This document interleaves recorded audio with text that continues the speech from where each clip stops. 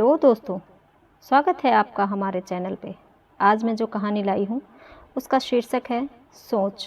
तो आइए सुनते हैं कहानी। नमस्ते दीदी, धुलने के लिए बर्तन निकाल दिए?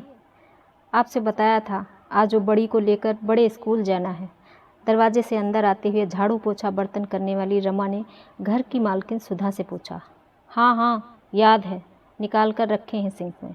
ये तेरे साथ कौन है? रमा के साथ आई एक लड़की को देखकर सुधा ने शक भरी नज़रों से पूछा। मेरी छोटी वाली बेटी है, आज इसकी छुट्टी थी तो मैंने कहा कि साथ चल कुछ काम में हाथ बटाना। वैसे भी आज काम जल्दी निपटाने हैं, मुस्कुराते हुए रमा बोली। अच्छा ठीक है, तुम बर्तन साफ कर दो और इससे अंदर वाले कमरे में सफाई करवा देना, सुधा ने थोड़ा सा मुंह बनाकर कहा। अंजू जा, तू अंदर जाकर कमरा साफ कर दे, रमा सामने कमरे की ओर इशारा करते हुए बोली। थोड़ी देर में ही दोनों अपने काम निपटाकर चली गई। कुछ ही देर में मोहन फैक्ट्री से आने के बाद नहा कर निकला और कमरे में जाकर तैयार होने लगा। सुधा जी आई। सुधा, तुमने मेरे पर्स में से 500 का नोट निकाला है? मोहन ने थोड़ा परेशानी भरी आवाज़ में पूछा। नहीं तो, सुधा ने तुरंत जवाब देते हुए कहा। क्या तुमने नहीं लिया? तो फिर 500 का नोट कहाँ गया? मैंने गिन कर पैसे रखे थे, वो किराए के तुम्हें देने के लिए। राजू भाई से बात हुई थी, वो दोपहर बाद आएंगे पैसे लेने। शाम को गिन कर रखे थे, मगर अब गिने तो 500 रुपये कम है। कमरे में कोई आया था क्या? थोड़ा उलझन भरे स्वर में मोहन बोला। जी, आपने पर्स रखा कहाँ था? सुधा ने शंकित भाव से मोहन को पूछा। अरे यार, यही कमरे की टेबल पर, जहाँ हमेशा रखता हूँ। मोहन ने जैसे ही ये शब्द कहे, सुधा का ध्यान एकदम से रमा की बेटी पर गया। ओह, तो मतलब इसीलिए लाई थी अपने साथ लड़की को ये। छोटे लोग भी ना, अच्छा खासा घर देखा और मार दिया हाथ। इन पर चाहे जितना उपकार करते रहो, मगर मौका मिलते ही अपनी जात दिखा ही देते हैं। अभी परसों ही वेडिंग एनिवर्सरी पर एक पुरानी साड़ी और डिनर सेट दिया था मैंने, और वैसे भी जब तक रुपए पैसे से मदद भी कर ही देती हूँ। मगर देखो तो, ज़रूर अपनी लड़की को सिखा पढ़ा कर लाई होगी।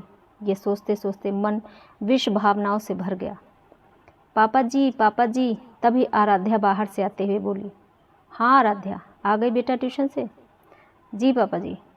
वो आप उस समय सो रहे थे तो मैंने आपको जगाया नहीं। वो चौकीदार अंकल जी की बेटी का एक्सीडेंट हो गया था, उन्हें उसे लेकर डॉक्टर के पास जाना था, सो वहाँ पैसों की ज़रूरत पड़ सकती थी। ये सोचकर मैंने उन्हें आपके पर्स में से 500 का नोट दे दिया था।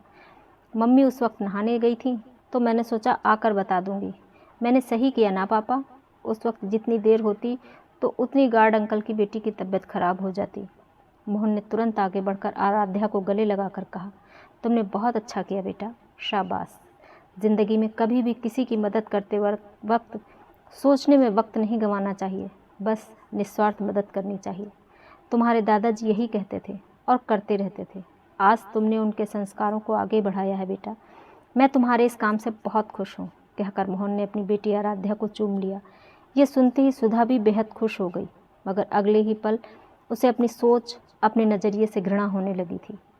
कैसे बिना सच्चाई जाने उसने तुरंत उस बच्ची को शंकाओं भरी नज़रों से आंकना शुरू कर दिया था। शुक्र है भगवान का जो उसने रमा और उसकी बेटी को कुछ नहीं कहा, वरना वो उनकी नज़र में हमेशा के लिए गिर जाती। दोस्तों,